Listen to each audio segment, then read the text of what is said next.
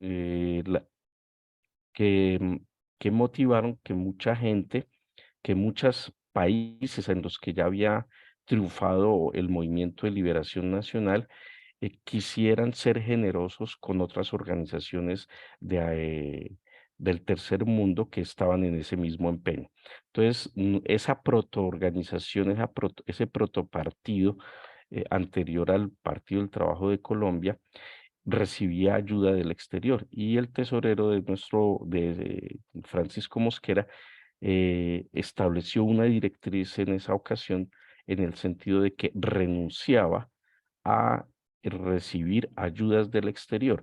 ¿Y cuál era el propósito de esa decisión? Eran varios, pero el primero era evitar hipotecar la política de la organización del partido y garantizar, por el contrario, la total independencia. Cuando una organización política recibe financiación de cualquier lado, eso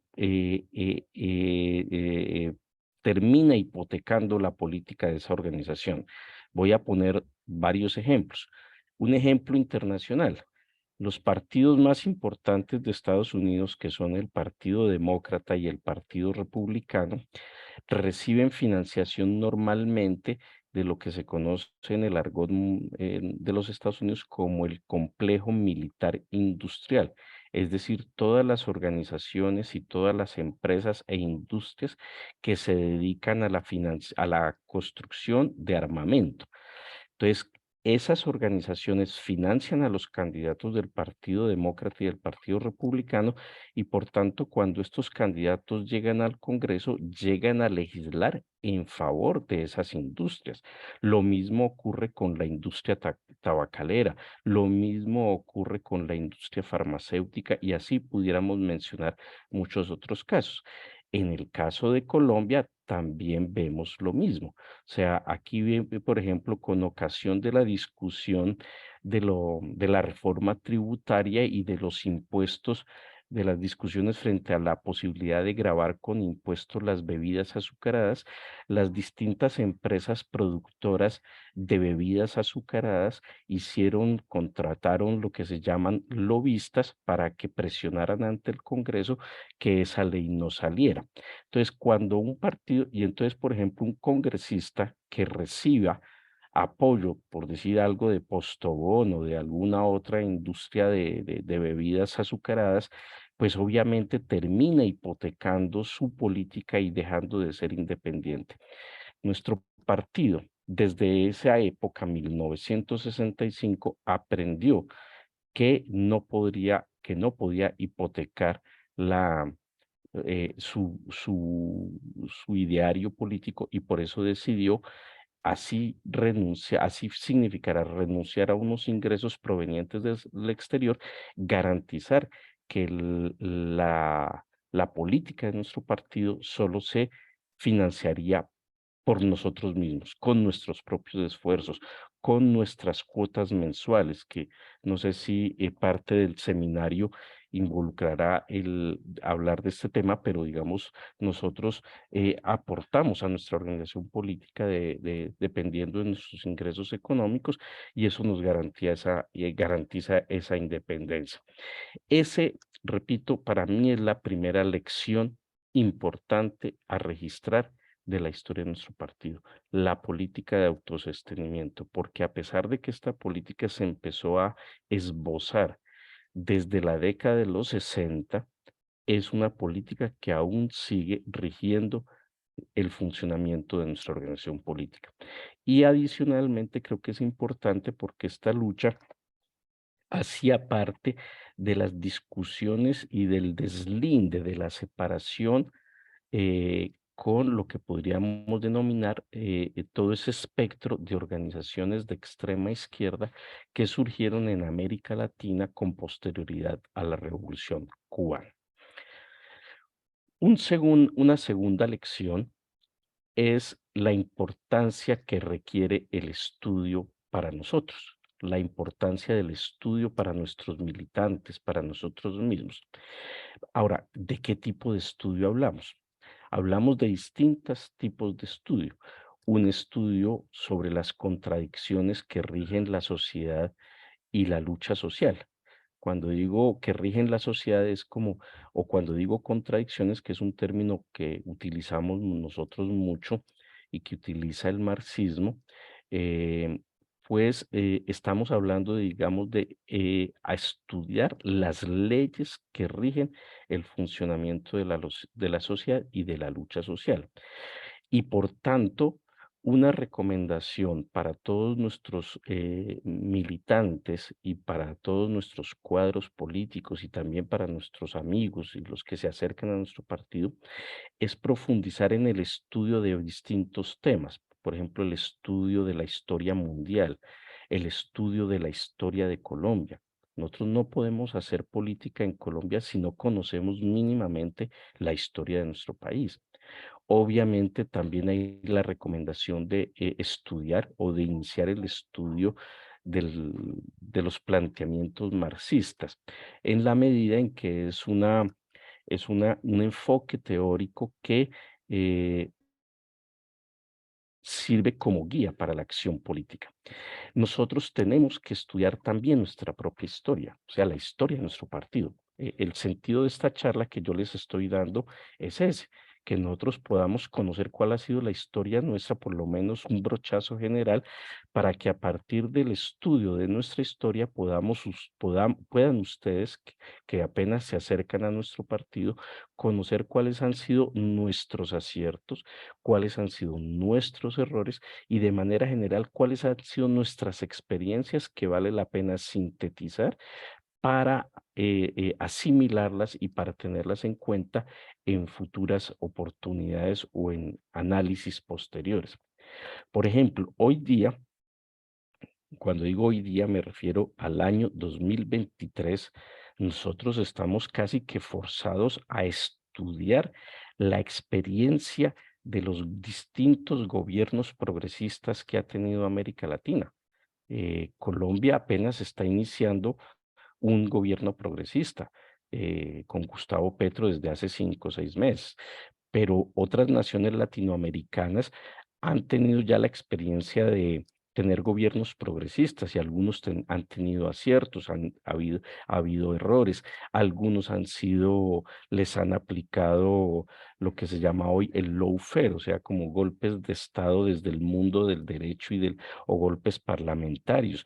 Entonces, digamos, estamos obligados a estudiar esas experiencias de los gobiernos alternativos en América Latina. Nosotros hoy tenemos el reto de hacer un buen gobierno. Estamos comenzando, apenas llevamos un semestre gobernando, pero es importante acertar, evitar cometer errores. Y el estudio de esas experiencias en otros países hermanos nos puede ayudar a evitar esos errores. Y hay otra cosa que es muy importante para nosotros como partido, es que tenemos que estudiar temas específicos de interés propio para nuestro partido y temas de interés propio para los sectores de la población en que nosotros nos movemos. Entonces, por decir algo, voy a poner varios ejemplos. Se acaba de expedir una reforma tributaria.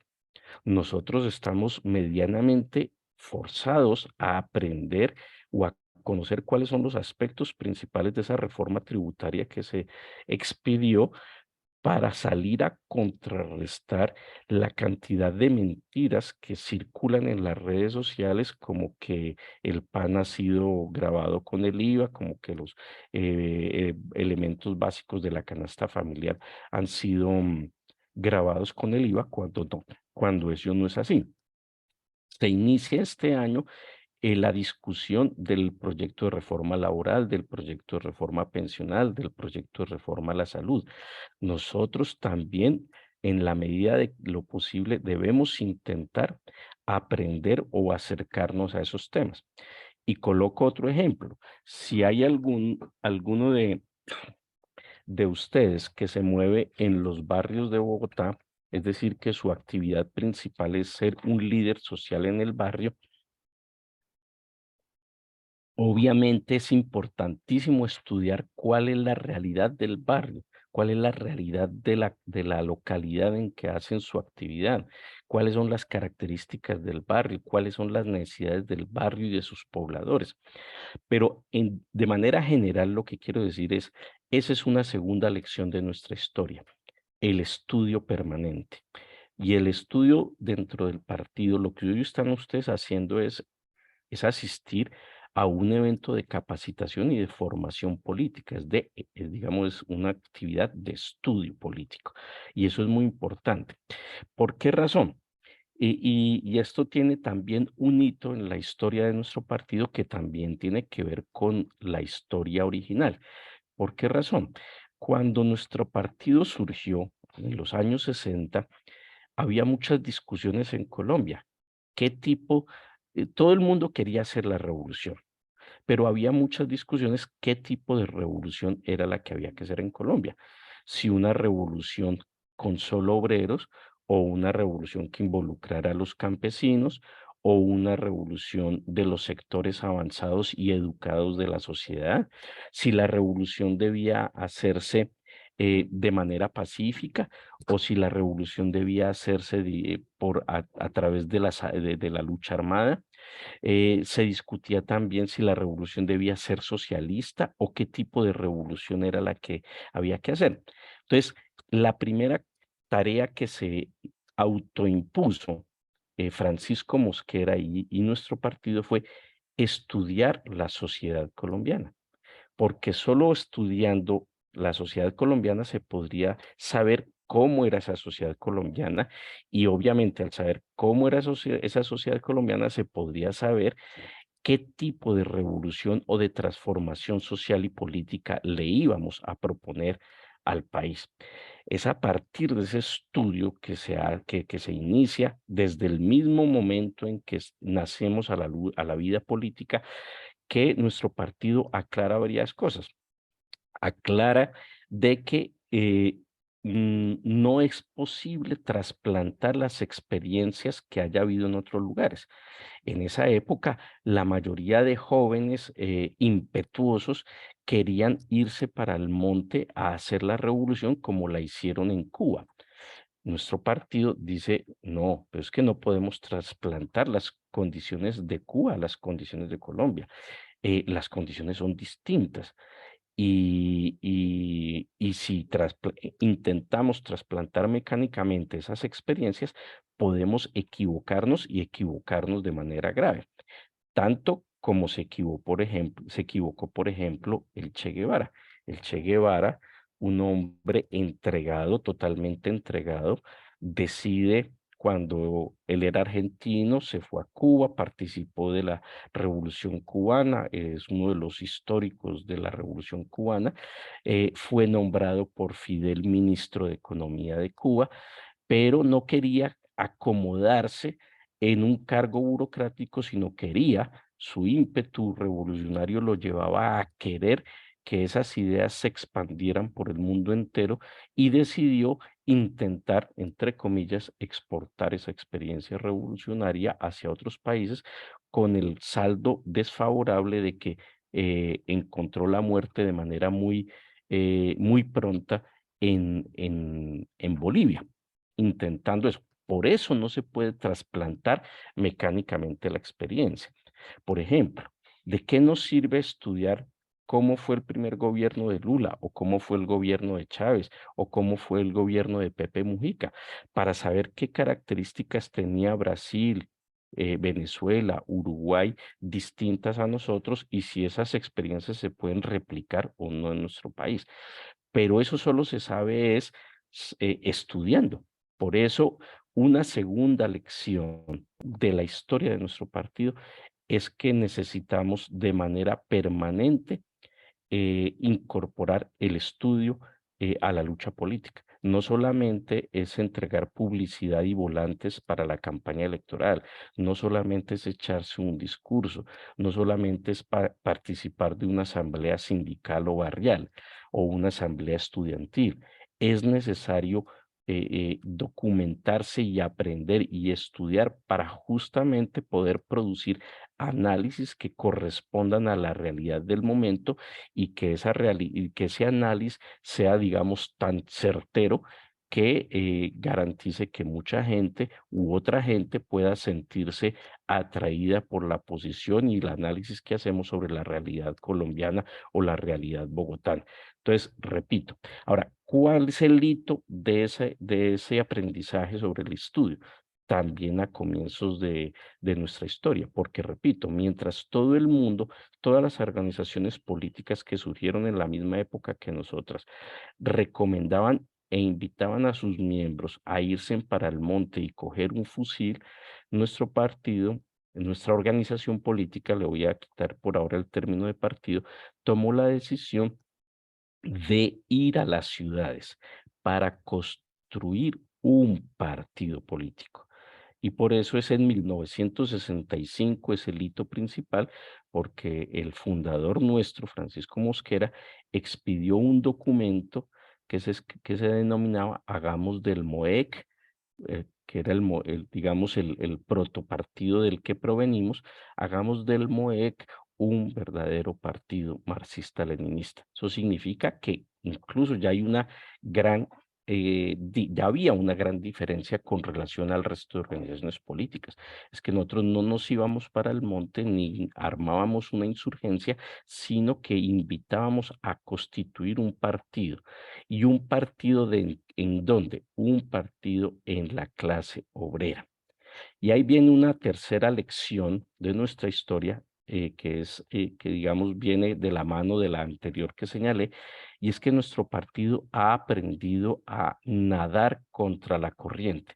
A veces yo pienso que nuestro partido tiene como la vocación, creo que es del salmón, que permanentemente nada en contra de la corriente.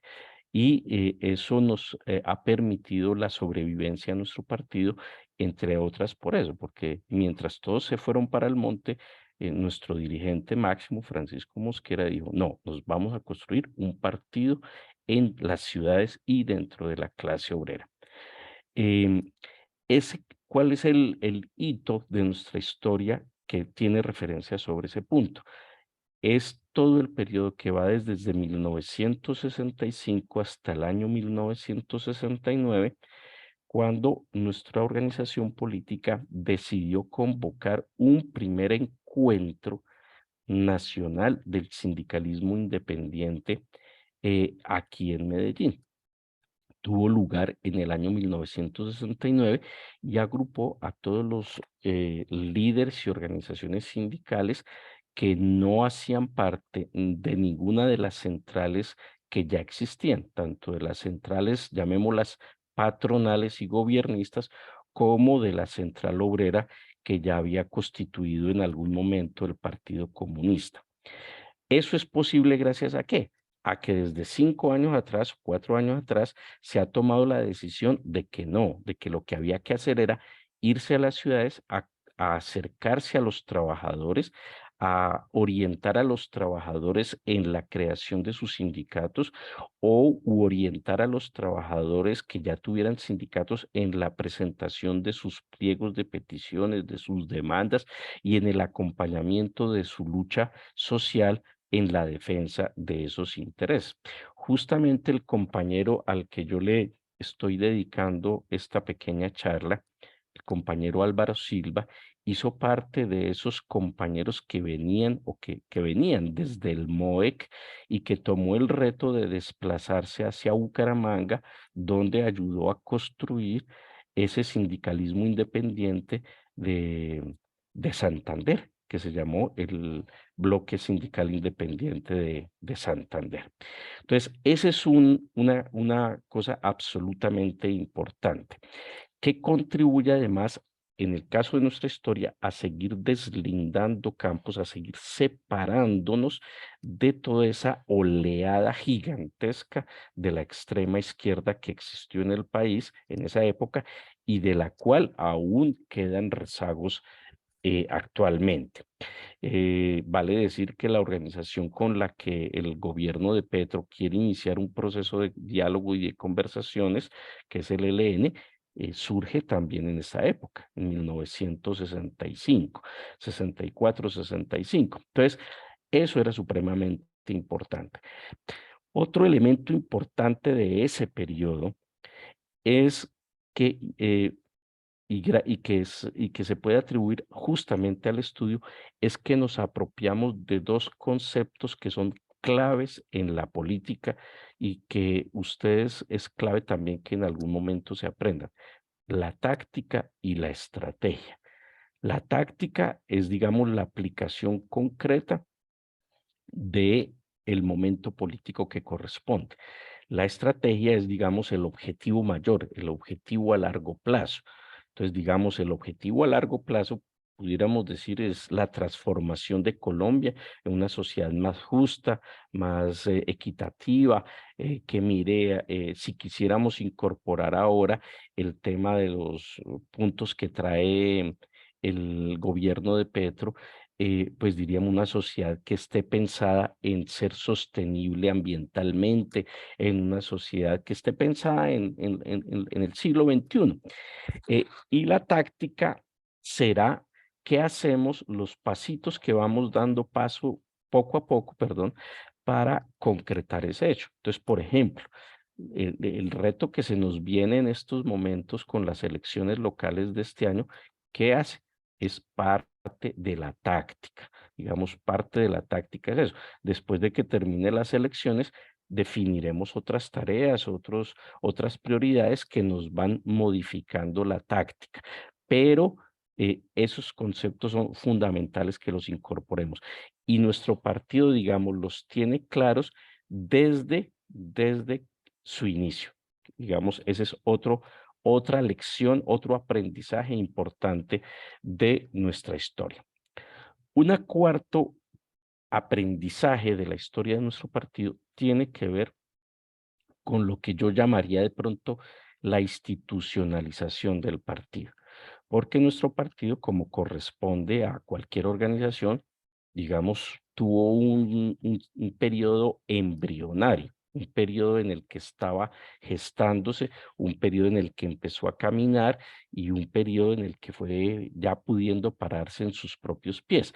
Entonces, la institucionalización de nuestro partido llega cuando ya nuestro partido considera que se ha transitado un tramo muy importante de casi 10 años, algunos hablarán de 5, otros de 10 años, dependiendo del momento en que hagamos el punto de corte, pero que tiene un punto definitivo que es 1970, en una reunión que se realizó en Cundinamarca, en una finca de Cundinamarca y que se conoce como el Pleno de Cachipay. Allí en Cachipay se reunieron los compañeros que de esa época, que eran muy pocos, eran tan pocos que con toda seguridad eran muchos menos, eran por ahí la mitad de los compañeros que están reunidos en este momento escuchándome allá en Agua de Dios. Entonces hay cerca de 40, 50 compañeros. En Cachipay debieron asistir una veintena de compañeros. Pues bien, en el pleno de Cachipay en 1970, nuestro partido dijo, no, ya tenemos cómo institucionalizarlos y entonces se aprueba en esa reunión, se aprobó el programa de nuestro partido, se aprobaron los estatutos y la forma organizativa fundamental con la que hemos funcionado desde ese momento a hoy. Es desde esa época que nuestro partido caracterizó a Colombia como una sociedad neocolonial y semifeudal, pero yo ahorita no me voy a detener a explicar esa caracterización, eso será tema de otra conferencia, de otra charla, y también desde ese momento nuestro partido dijo, por esa consideración, por esa caracterización que hacemos, en Colombia las transformaciones sociales no pueden ser bajo la modalidad de una revolución socialista, sino de una revolución de nueva democracia. Voy a simplemente, tampoco voy a profundizar en este tema, también creo que es parte de otra charla en otro momento, pero sí me interesa señalar que la revolución de nueva democracia en general lo que señala es que la transformación no puede ser el resultado de una sola fuerza política y de una sola clase social, sino debe ser el resultado de la coalición, de, digamos, de la suma de fuerzas de distintas clases sociales, como los obreros, los trabajadores, el campesinado, sectores de la pequeña burguesía e incluso sectores de la burguesía nacional que pudiesen verse también afectados por la penetración y el control que el imperio norteamericano ejerce sobre nuestro país. Eso es lo que nosotros llamamos un frente amplio, la posibilidad. Por eso es que ustedes no se sorprendan de que nuestro partido regularmente sea muy flexible a la hora de conversar y que nosotros no tengamos tanto reparo como sí lo tienen otros sectores que provienen de la extrema izquierda, que a veces les da salpullido hablar con fuerzas políticas a las que no consideran dignas ni puras, digamos, políticamente hablando. Si eso fuese así, si, si la política fuese así de simple, no, hoy día no seríamos gobierno con Gustavo Petro, porque una de las cosas que aprendió Gustavo Petro, ojalá Gustavo Petro hiciera un reconocimiento al PTC en ese sentido, porque la primera campaña de Gustavo fue bastante cerrada. En cambio, esta campaña que lo llevó a la presidencia en el año 2022 fue una campaña en la que él se atrevió a acercar a personajes como Roy Barreras, como Mario Benedetti, como tantos otros, que incluso hoy día le han garantizado el manejo de la gobernabilidad en el Congreso, hacerse a una bancada mayoritaria que permite expedir las leyes que se plantean. Pues bien, ese es el concepto de un frente amplio, un frente que no solamente sea de revolucionarios puros, de gente que le corra sangre roja y revolucionaria por las venas, sino de aquellas clases o sectores políticos o sociales que puedan verse en algún momento interesados o atraídos por un proceso de cambio como el que ocurrió en el año 2022. Bueno, ese, repito, es el cuarto hito importante de nuestra historia. La historia, digamos, el momento en que nuestro partido se institucionaliza, adquiere el nombre como Partido del Trabajo de Colombia, define sus estatutos y define su programa político. Tanto los estatutos como el programa político son temas de otra charla que recibirán ustedes por parte de otros compañeros. Un quinto, una quinta, una quinta lección o una quinta experiencia digna de ser tenida en cuenta de nuestra historia como partido, es la importancia que le concedemos a la juventud.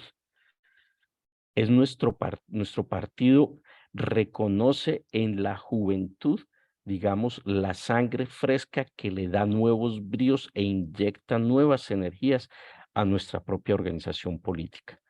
Muchos compañeros ya pintamos canas, como se dice, otros ya ni siquiera canas tienen porque se les ha caído el cabello, y por eso nuestro partido invita regularmente a hacer estas jornadas de capacitación y de ingreso a la vida política, porque nos interesa inyectar gente joven, gente fresca, compañeros que provienen de la juventud.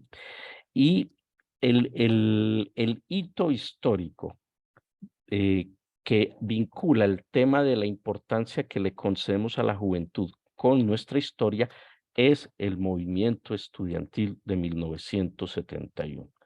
Pues bien, el movimiento estudiantil del 71, eh, que fue quizás el movimiento estudiantil más vigoroso que hubo en el país en todo el siglo XX. Ahora, en este periodo reciente, en los últimos años, hemos asistido a luchas juveniles y estudiantiles muy vigorosas y muy interesantes, pero en el siglo XX la lucha principal del movimiento estudiantil se libró en 1971 y quien encabezó esa lucha del movimiento estudiantil fue nuestro partido. Ahí se destacó de manera muy especial los estudiantes de la Universidad Nacional de Bogotá, los estudiantes de la Universidad de Antioquia aquí en Medellín, los estudiantes de la Universidad del Valle, los estudiantes de la Universidad Industrial de Santander en Bucaramanga, pero también estudiantes de universidades privadas. Es en esa brega de la lucha estudiantil de 1971 por defensa de la educación pública que van a surgir una gran cantidad de liderazgos nuevos dentro de nuestro partido. Del movimiento estudiantil de 1971 que surge el compañero que hoy dirige nuestro partido. Me refiero al compañero Marcelo Torres.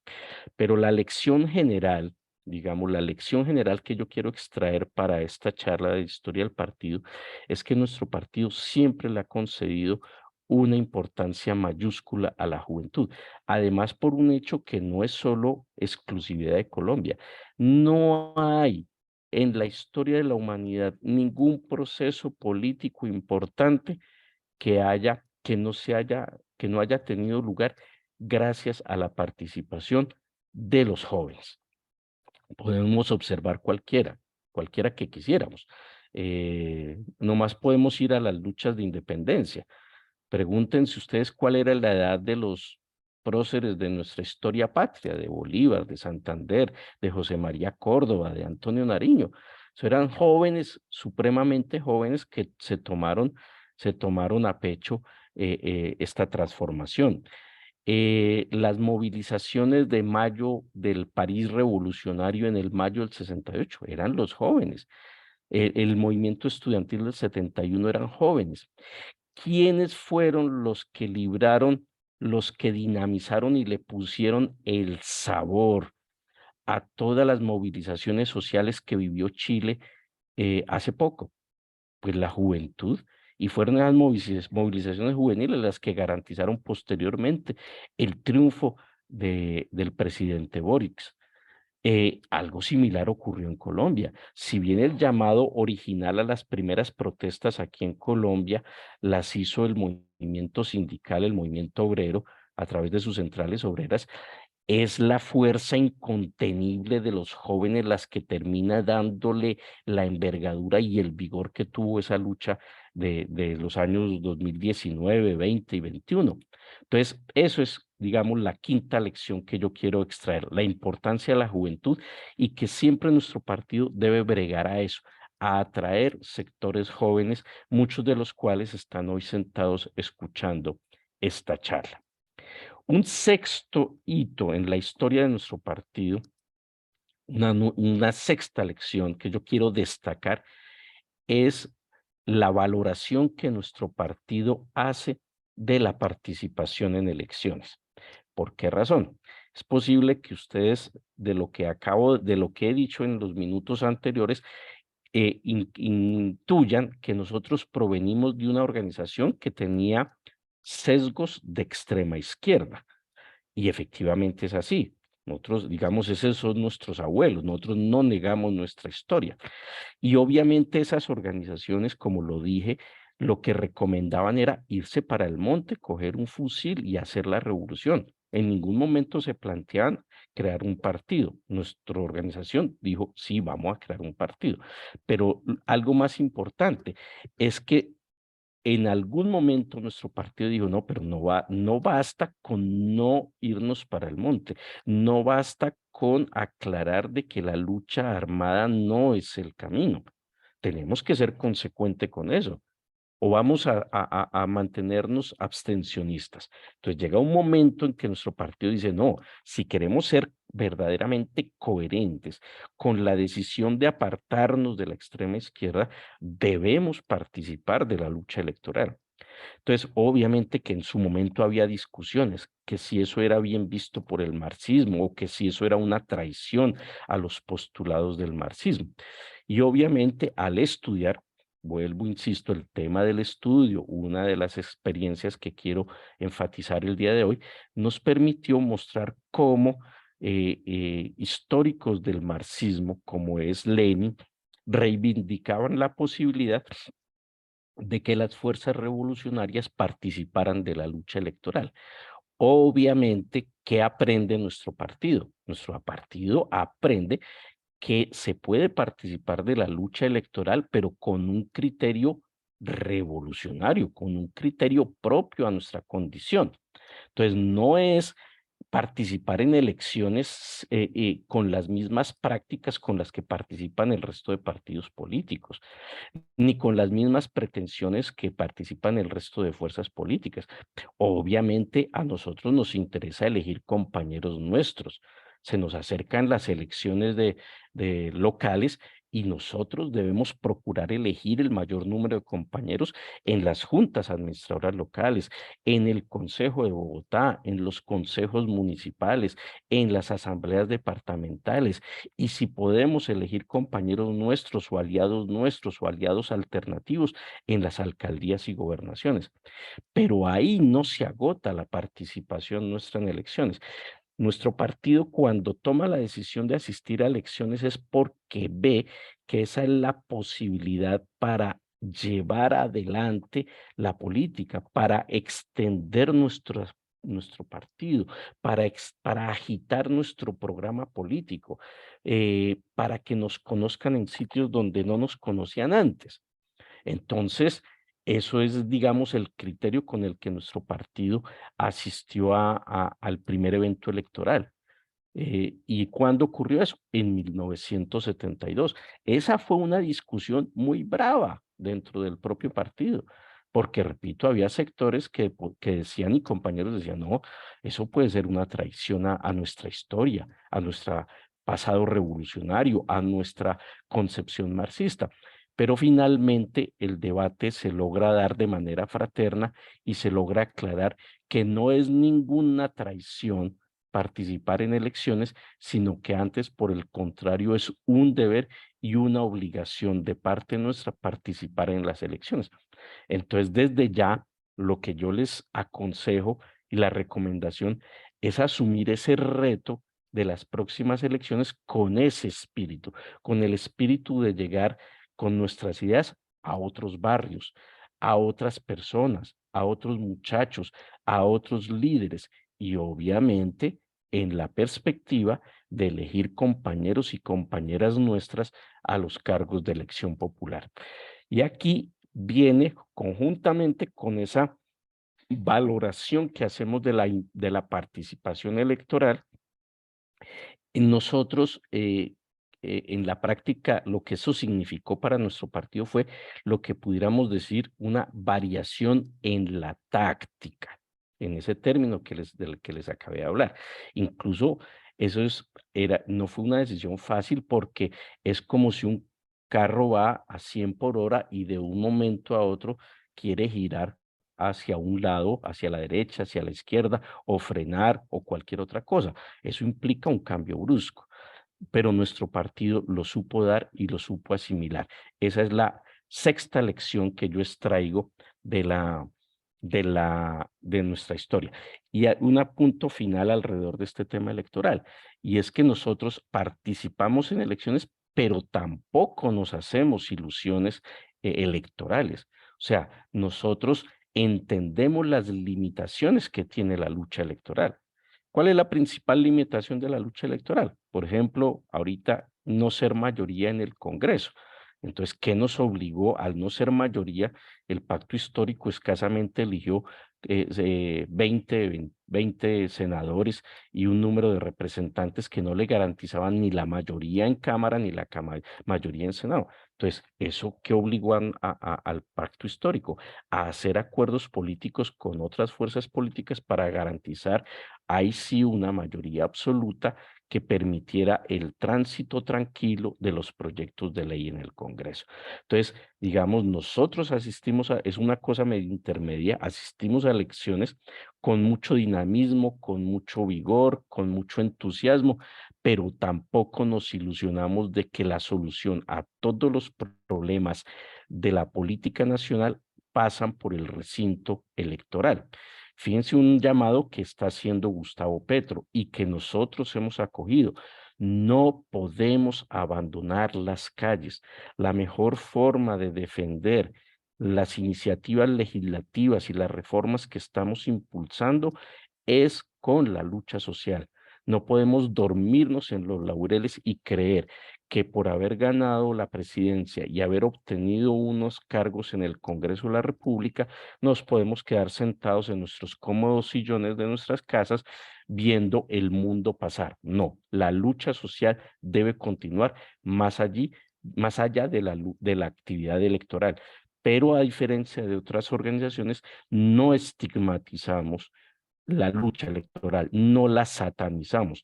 Creemos que es una oportunidad inmejorable para extender nuestra influencia y llevar nuestras ideas a otros lugares. No hay otro momento en el que todo el mundo se disponga a hablar de política como en las épocas electorales. ¿Cuándo aprendió eso el partido? En 1972, cuando decidió por primera vez participar en elecciones. Esa es la otra lección que quería compartirles. Una lección adicional de nuestra historia es la sumatoria de las dos anteriores, y es la importancia que nuestra organización, nuestro partido le concede al arte y a la cultura. Muchas de esas actividades que he mencionado, como la lucha del movimiento estudiantil, como la participación electoral en el año 1972, fueron posibles gracias a que se vincularon muchos jóvenes que que tenían potencialidades artísticas. Y entonces nuestra organización política contó con una orquesta de salsa que se llamó El Son del Pueblo, contó con grupos de teatro tanto en Bogotá como el Teatro Libre y otros grupos de teatro aquí en Medellín, en Cali, en otros lugares, y digamos a través del lenguaje, del arte y de la cultura, se hacía posible llegar a amplios sectores. Yo debo confesarles que el primer contacto que tuve con nuestro partido fue cuando llegó a la universidad donde yo estudiaba un concierto del Son del Pueblo. Y obviamente ese concierto del Son del Pueblo puso a bailar a toda la universidad. Y me quedó la curiosidad, bueno, ¿y estos locos quiénes son que tocan salsa tan bueno y aparte de que tocan salsa tan bueno, tocan temas con un contenido social y político? Y digamos, a partir de ahí como que me empecé a acercar a lo que hoy es nuestro partido. Entonces, el arte y la cultura son lenguajes, la música, la literatura, la pintura, son lenguajes que permite llegarle a otros sectores de la población. Hay algunos de nosotros nos gusta escuchar discursos, nos gusta ver noticieros para saber cómo va la cosa política, pero hay otra gente que le interesa la política, pero no quiere estar en reunión o no quiere estar oyendo discursos a diario. Es posible que a esos grupos de población sea más fácil llegarles a través del lenguaje musical, del lenguaje teatral, del lenguaje del arte. Y eso es una cosa que nuestro partido debe asimilar esa experiencia y seguirla desarrollando, por ejemplo, en los barrios de Bogotá. Ya voy cerrando mi presentación. Voy a destinar unos 10 minutos, 10, 15 minutos más para redondear las últimas lecciones que quiero extraer para dar paso ya a las preguntas. La otra lección que a mí me resulta muy importante es, valga la redundancia, la importancia que constituyen lo que nosotros en política denominamos los cuadros. ¿Quiénes son los cuadros? Los cuadros son aquellos compañeros que son miembros del partido, son militantes de nuestro partido, pero tienen un alto desarrollo político, que tienen una gran capacidad de dirección, que tienen una gran capacidad de análisis, de síntesis, de interpretación de lo que está ocurriendo en el país, de identificación precisa de cuáles son las soluciones a determinado problema, que tienen la capacidad de tomar decisiones o de contribuir a orientar cuál debe ser la política de nuestro partido en determinada coyuntura o en determinada situación. Muchos de los compañeros que están hoy allí en Agua de Dios y que son convocantes de este seminario al que ustedes están asistiendo, son verdaderos cuadros políticos, son cuadros que pueden ser muy jóvenes, pero son cuadros fogueados que les cabe, digamos, el mundo de la política en la cabeza. La idea es que ustedes que están asistiendo quizás a este primer seminario de formación política con nosotros, vayan avanzando hasta que ojalá se conviertan no solo en un militante normal, sino en un verdadero cuadro político que lidere procesos en sus barrios, en sus localidades, en sus sindicatos, en sus empresas, en el núcleo en el que se mueva. Y eso es supremamente importante. ¿Por qué? ¿Por qué digo que una lección en la historia de nuestro partido es la importancia que tienen los cuadros? Es que sin cuadros no hay política, sin cuadros no hay partido. Em, Nuestro partido ha podido afrontar difíciles momentos.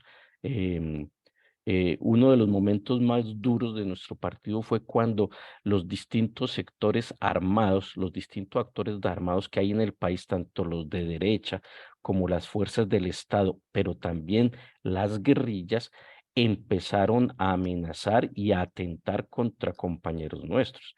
Nuestro partido debió despedirse de un número importante de compañeros que fueron asesinados por las FARC y que fueron asesinados por el ELN o que fueron sacados de los sitios donde estaban desarrollando su actividad política por estos actores armados. Y eso solo lograr transitar ese mundo tan complejo. Voy a poner un ejemplo de otro compañero que tuve la oportunidad de conocer, que eran pues los compañeros, no solo uno, los distintos compañeros que, por ejemplo, se movían en una época, en los años 80, en la región de Puerto Boyacá, en el Magdalena Medio. En Puerto Boyacá hacían presencia todos los actores armados, las FARC, el ejército, los grupos paramilitares. Es en el Magdalena Medio donde surgen las primeras organizaciones paramilitares y los compañeros nuestros tenían que tener una habilidad para moverse sin ver afectada su integridad física y sin embargo poder desarrollar la política y poder difundir nuestra política. Hubo un momento en que ya la situación se hizo verdaderamente insostenible y el partido prefirió decirle a estos compañeros, retírense de la zona para proteger su vida. Pero digamos, esa habilidad para moverse, para saber qué se dice, qué no se dice, cómo sortear esa situación, eso es posible gracias a la experiencia que tienen ya los cuadros políticos con ese nombre. El deseo de nuestro partido, del Partido del Trabajo de Colombia, es que todos los compañeros que están asistiendo hoy a esta charla en Agua de Dios se conviertan en militantes de nuestro partido, continúen su proceso de formación y de fortalecimiento político y se conviertan en verdaderos cuadros, repito, que ayuden a orientar la actividad partidaria en las regiones o en los sectores donde ustedes se muevan. Digamos, aquí no hay un hito histórico específico, aunque digamos, hay momentos en los que fue más vital esa fortaleza de los cuadros políticos, que es este periodo que nosotros denominamos en la historia de nuestro partido como el túnel. El túnel en la historia de nuestro partido va desde 1982 hasta 1991, porque es el periodo de mayor auge de la violencia política en nuestro país, en el que se impuso como forma de dirimir las controversias la eliminación física del contrario o del contradictor. Entonces, la experiencia de los cuadros es enormemente útil en eso. Por ejemplo, la experiencia de los cuadros nuestros, de los cuadros del PTC en el movimiento sindical, es fundamental para saber orientar a las centrales obreras donde tienen presencia nuestros compañeros. Un compañero nuestro que no sé si ya habrá ido a Agua de Dios o ya habrán tenido la charla con él, que es el compañero Fabio Arias, que es el fiscal nacional de la Central Unitaria de Trabajadores. Él no es el presidente de la central, pero es el hombre que, digamos, tiene en la cabeza el movimiento sindical y sabe orientar e incluso logra con su capacidad orientar la lucha y las acciones de la Central Unitaria de Trabajadores. Entonces, esa es la experiencia de los cuadros. Esa es la séptima lección creo que quería compartir con ustedes de nuestra experiencia. Una quinta lección de nuestra historia tiene que ver con, voy aquí a hacer un símil que es con el mundo de la medicina. Es que nuestro partido tiene que ser como un buen médico o un buen enfermero que le sabe tomar la temperatura al paciente para saber qué le ocurre a ese paciente. En ese sentido, digamos, nuestro partido ha venido cada vez ganando experiencia en tomarle el pulso a lo que pasa en el mundo y en la sociedad colombiana. ¿Para qué es importante saber tomarle el pulso? Justamente para saber para dónde va el viento. El viento, ustedes saben que va de un lado, va para otro, y dependiendo de para dónde gire el viento, se puede llevar las naves para un lado, para los otros, o meterlas en un torbellino y acabar con ese barco. Eh, un partido tiene que ser lo suficientemente audaz para poder tomarle el pulso y percibir cuál es el cambio en la dirección del viento. Voy a poner un ejemplo concreto de la actualidad. Es muy distinta la realidad eh, antes del 7 de agosto de 1922 que después del 7 de agosto de 1920, perdón, del 2022. ¿Por qué razón? Porque tenemos un gobierno alternativo, un gobierno progresista, y nuestro partido tiene que adecuar su política, adecuar su táctica, su forma de actuación y tomar decisiones que vayan acordes con esa nueva dirección del viento. Nuestro partido tiene que tener la audacia para mirar que, por ejemplo, en América Latina hay vientos nuevamente renovadores. América Latina está viviendo una segunda oleada de gobiernos progresistas y latinoamericanos. Y es una segunda oleada que, a diferencia de la anterior, Colombia participa por primera vez de ella. Esta semana que terminó, Gustavo Petro asistió en representación de Colombia a la cumbre de la Conferencia de Estados Latinoamericanos y del Caribe, CELAC, en Argentina, en Buenos Aires, y se tiró un discurso en el que pontificó y puso la línea en muchos temas. Yo no voy a hablar aquí de esos temas que él planteó, pero lo cierto es que nuestro partido tiene que interpretar esos cambios en la dirección del viento, ser audaz para eso. Pero hay incluso el viento que transcurre a nivel global. A nivel global, lo que estamos percibiendo son cambios sustanciales en la dirección del viento. Nuestro partido, quienes llevamos ya varios años con nuestro partido, nos ha tocado vivir un periodo muy duro en el que la hegemonía norteamericana es única. No hay nadie que le discuta un solo punto a la hegemonía norteamericana. Pero ¿qué estamos empezando a presenciar desde hace unos años para acá? Y es que esa hegemonía unilateral norteamericana está llegando a su fin. Y está llegando a su fin porque están empezando a surgir otras potencias muy robustas como China, como la India, como Turquía, con otros intereses que no son propiamente los intereses de los Estados Unidos. Entonces, nuestro partido tiene que saber interpretar esos momentos de cambio que vive el mundo. La guerra que hoy se vive en Ucrania va a significar cambios profundos, está significando cambios profundos en el mundo. Y nuestro partido tiene que saber tomar postura frente a esos eventos. Eso sobre los temas internacionales habrá otras charlas y otros momentos para discutir. Pero la lección que yo quiero extraer de lo que ha sido la historia de nuestro partido es la importancia de estar tomándole el pulso permanentemente a la realidad colombiana y a la realidad mundial para no perdernos. Y eso que yo hablo de la realidad colombiana y mundial es igualmente necesario en los ámbitos locales. O sea, nosotros aquí en Medellín tenemos la obligación de tomarle el pulso a la realidad aquí de Medellín y de mirar cómo se mueve el viento para un lado o para el otro.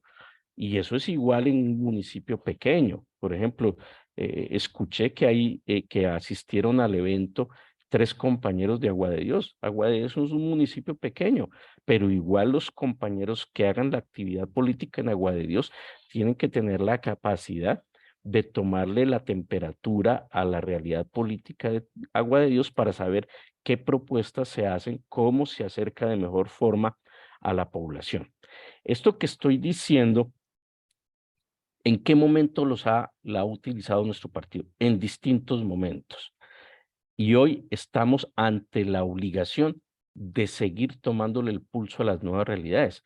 Hasta hace muy poco, en lo que llamamos hoy las nuevas ciudadanías no existían para la política colombiana y no existían tampoco esas agendas políticas.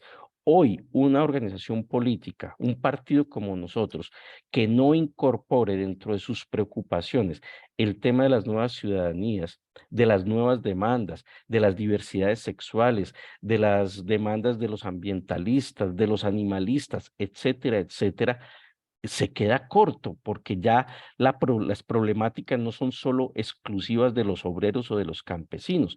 Es importante, repito, estar tomándole el pulso. Y esa es la recomendación que yo le hago a todos ustedes, porque yo estoy seguro que ustedes pueden estar recibiendo por primera vez un curso de formación política con el PTC, con el Partido del Trabajo de Colombia, pero estoy seguro que muchos de ustedes son líderes en sus propias comunidades y tienen, digamos, esa posibilidad también de tomarle la temperatura a la realidad particular que les correspondió.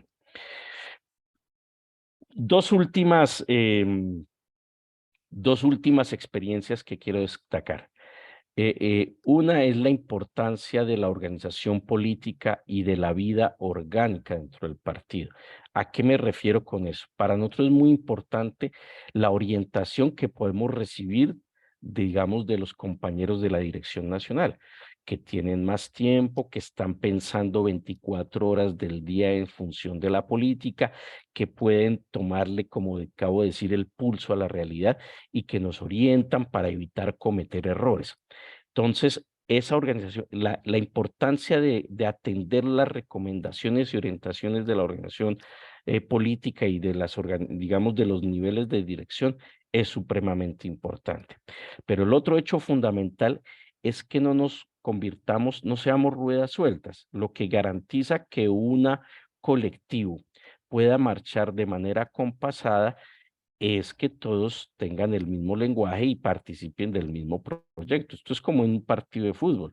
El equipo de fútbol puede tener 5 jugadores muy brillantes, pero si los otros 6 andan en otro paseo o andan con otros intereses, pues ese equipo de fútbol finalmente no va a lograr el objetivo de ganar los partidos o de clasificar a un mundial o cosa por el estilo.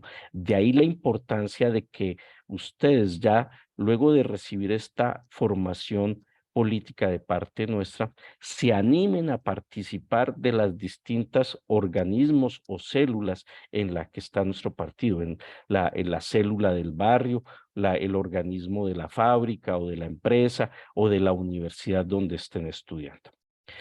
Eh, yo al comienzo de la charla destaqué el papel, no dediqué mucho tiempo por falta de tiempo a destacar el papel de Francisco Mosquera, pero Francisco Mosquera pues es fundamental. Es quizás el que, sin existir ya físicamente, es el que ha garantizado con toda la orientación y toda la teoría que desarrolló, el que ha garantizado que todavía hoy, a pesar de que él no está físicamente con nosotros, hoy todavía el Partido del Trabajo de Colombia sigue por el rumbo correcto y el rumbo adecuado. Pues de la misma forma que quise destacar a Francisco Mosquera y que destaqué también al compañero Álvaro, eh, al negro, que falleció esta semana, eh, quiero destacar el papel de Marcelo Torres, nuestro actual secretario general. Y lo quiero destacar no porque sea Marcelo, Marcelo ha jugado en distintos momentos un papel supremamente destacado de nuestra historia. Un primero, repito, haber liderado el más vigoroso movimiento estudiantil de todo el siglo XX, que fue el movimiento estudiantil del 71, que garantizó que Marcelo se vinculara a nuestro partido y que después ese vigoroso movimiento estudiantil del 71 fue el que le permitió a nuestro partido conquistar el corazón y el cariño de muchos jóvenes de muchas universidades del país que ingresaron al partido a hacer vida política como la estamos haciendo hoy nosotros. Pero en el tiempo reciente, y obviamente Marcelo ha dado discusiones supremamente importantes a lo largo de toda la historia, pero quiero destacar una en especial. Yo he hablado de que nuestro partido desde muy joven, desde muy temprano, defendió la tesis de que las grandes transformaciones de nuestro país no podían ser exclusividad de nuestro propio partido, ni de pocos, de dos o tres partidos o de dos, tres o clases sociales nomás, sino el resultado del 90% o más de la población colombiana. Pues bien, el compañero Marcelo Torres, cuando se viene el proceso de la apertura económica, hace un aporte teórico de un inmenso valor a esa concepción del frente único, del frente amplio. Y es que Marcelo sostiene que si antes de la apertura económica era necesaria la conformación de un frente para acometer las grandes transformaciones del país, la apertura económica con todo lo que eso significó, la ruina de la agricultura, la ruina de la industria nacional, la privatización de las empresas estatales, etcétera, etcétera, eso garantizaba que la amplitud del frente propuesto fuera mayor. Para satisfacción de nuestro partido, lo que el presidente Gustavo Petro, el compañero Gustavo Petro, ha venido planteando de la necesidad de ir incluso más allá del ámbito del pacto histórico y tratar de ampliar hacia otros sectores de la población en la perspectiva de estas elecciones de fin de año, es el reconocimiento de lo que de lo que el Partido del Trabajo de Colombia ha defendido por décadas enteras. Y ese es un aporte fundamental, digamos, del acervo teórico que ha hecho el compañero Marcelo Torres a la historia de nuestro partido. Y finalmente una lección que nos dejó Francisco Mosquera. Francisco Mosquera decía que las naves cuando están en el mar, obviamente tienen que aprovechar cuando la marea está alta para navegar con mayor velocidad y rendir mucho más. Nosotros en este momento estamos viviendo un periodo de marea alta. Nunca habíamos tenido la posibilidad de tener un gobierno alternativo y la posibilidad de tener ese gobierno alternativo abre la posibilidad a su vez de que nuestro partido crezca, de que las distintas organizaciones políticas y sociales se fortalezcan, el movimiento campesino, el movimiento estudiantil, el movimiento sindical, las nuevas ciudadanías. Entonces necesitamos aprovechar esa marea alta. Tenemos que aprovechar la marea alta de contar con gobiernos hermanos progresistas en el entorno latinoamericano. Tenemos que aprovechar la marea alta del fin de ese orden mundial regido por la hegemonía de los Estados Unidos y el inicio, el alumbramiento de un orden mundial multipolar. La recomendación, por tanto, es aprovechar la marea alta. Bueno, a grosso modo, repito, la historia de nuestro partido es muy larga. Yo no he querido hacer una historia como la he dictado en otras ocasiones de manera cronológica, siguiendo un orden cronológico, sino he querido destacar de la historia de nuestro partido los aspectos más principales que constituyen las lecciones que deben ser aprendidas por todos los compañeros por todos los compañeros que se están acercando a nuestro partido. Yo le había pedido el favor a Natalia de compartir un video, una canción para finalizar mi charla. No sé si Natalia estará por ahí a la mano. Yo ya le envié el enlace a ella.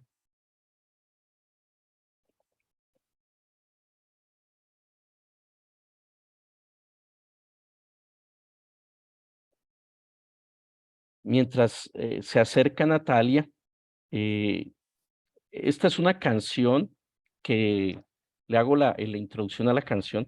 Esta canción no es interpretada por varios cantantes y compositores y artistas colombianos. Em, es una canción que ellos decidieron producirla en medio de las protestas sociales en Colombia y que se basa en un texto, en un poema del cantante norteamericano Bob Dylan. Entonces, no sé si Natalia estará por ahí de la mano o si no, yo la comparto desde aquí, desde el Zoom mío. Lo que pasa es que le había mandado a ella el enlace porque quisiera que la amplificación de la canción pues fuera mucho mejor de la que yo podría tener aquí desde el Zoom mío.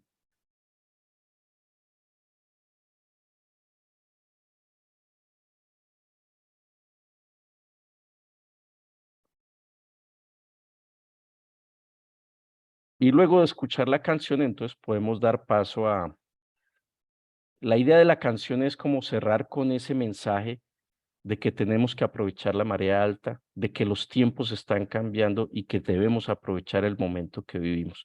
Y ustedes que se inician a la vida política o que se acercan en este momento a nuestro partido, tienen un futuro por delante y parte del futuro de Colombia depende de ustedes también. Henry, ¿estás por ahí? ¿Ya estás compartiendo la canción o no la estás compartiendo? ¿Sí me están escuchando? Levántenme la manito si me están escuchando o no.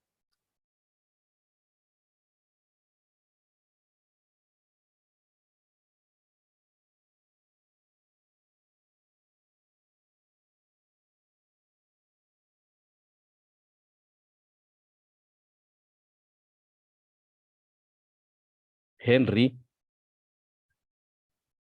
¿sí me están escuchando?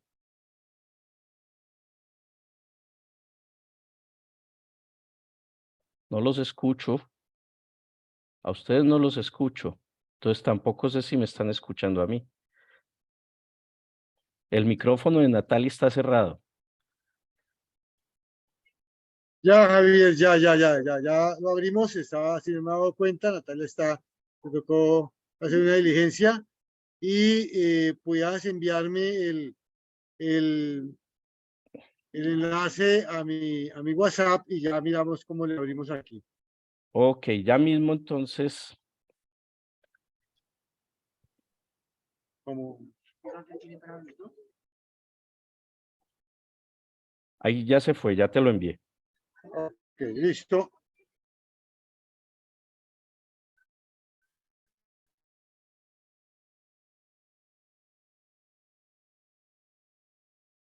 Mira.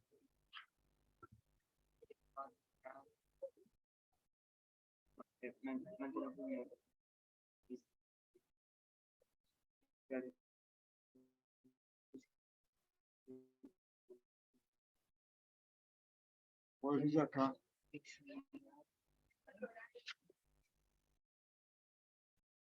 O sea, o conecto los tres.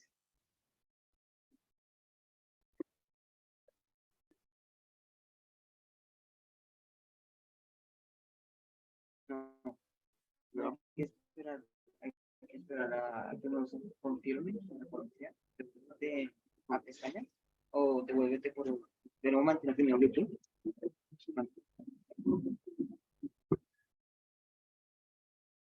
Y hay que esperar, o sea, ahí está cargando, pero no sabemos qué poner, sino y la que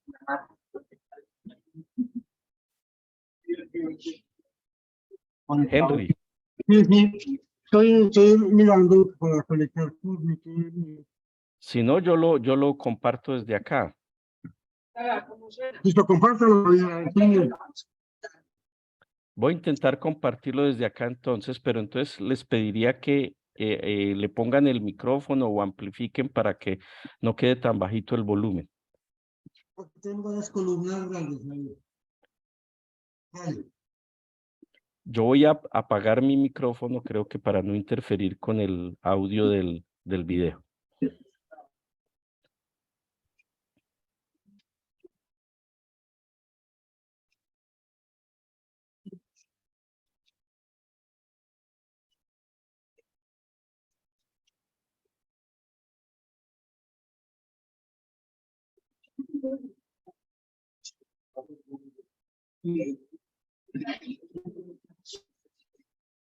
Mm,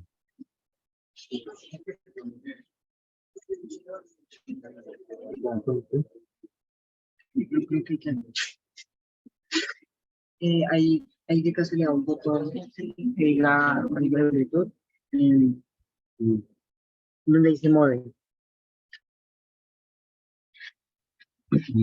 Bueno, ahí voy a empezar a compartir.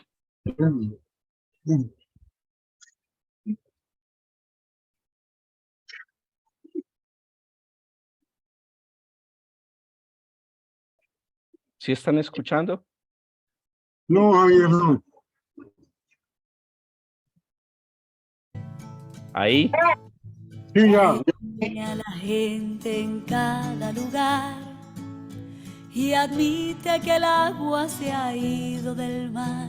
Y entiende que viene y te vas a inundar. Si te quieres ganar tus recuerdos, si no quieres ahogarte, comienza a nadar, pues los tiempos están cambiando. Poetas que anuncian el mundo de ayer celebren un vuelco que no ha de volver y no den por hecho lo que ha de crecer, ni gasten su voz en venganzas, porque aquel que ahora pierde es el que ha de vencer, pues los tiempos están cambiando.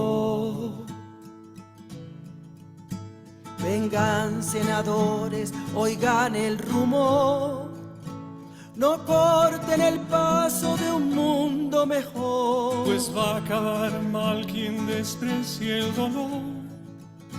Hay un grito allá afuera y retumba. Temblarán las ventanas, temblará el interior, Pues los tiempos están cambiando. Madres y padres que vienen y van, No pierdan su juicio en lo que no entenderán. sus hijas, sus hijos ya están donde están. Y el viejo camino es más viejo. Den un paso al costado si no entienden el plan, pues los tiempos están cambiando.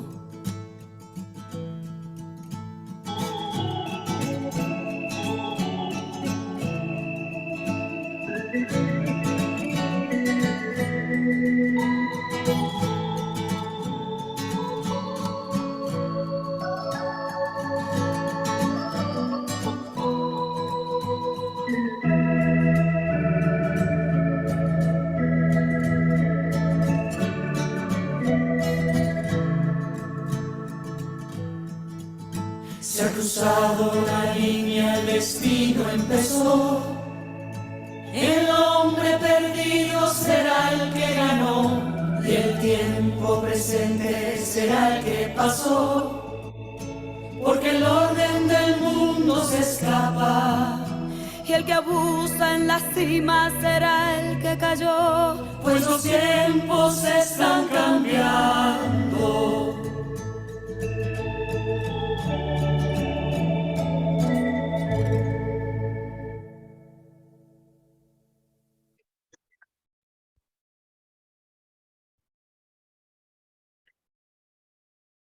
Bueno, compañeros y compañeras, ha sido un gusto compartir con ustedes esta breve charla. un poco apretada, intentando sintetizar. ¿Me están escuchando bien? Sí. Sí, claro, Javier, te estamos escuchando bien. Entonces, abrimos un espacio para el que quiera hacer alguna pregunta o comentario con gusto. Listo, compañeros, está abierta la sesión para preguntas. Si algún compañero no pregunta, viene acá y se la formulamos al compañero Javier Sánchez.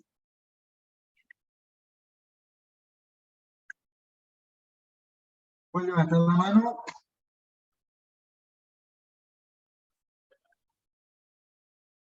Bueno, parece, Javier, que todo quedó muy claro. No hay ninguna persona que tenga preguntas. ¿Hash? No, Hash no. Entonces, listo, Javier. Listo. Entonces, te agradecemos mucho a nombre del regional del partido y la dirección de la escuela de cuadros, y esperamos contar contigo en otra ocasión. Muy agradecido. Un abrazo fraterno y seguimos aquí estos días con este proceso de formación. Obviamente considerando las orientaciones que han dado los dirigentes nuestros y que tú también recoges y planteas en tu intervención. Muchas gracias, Javier.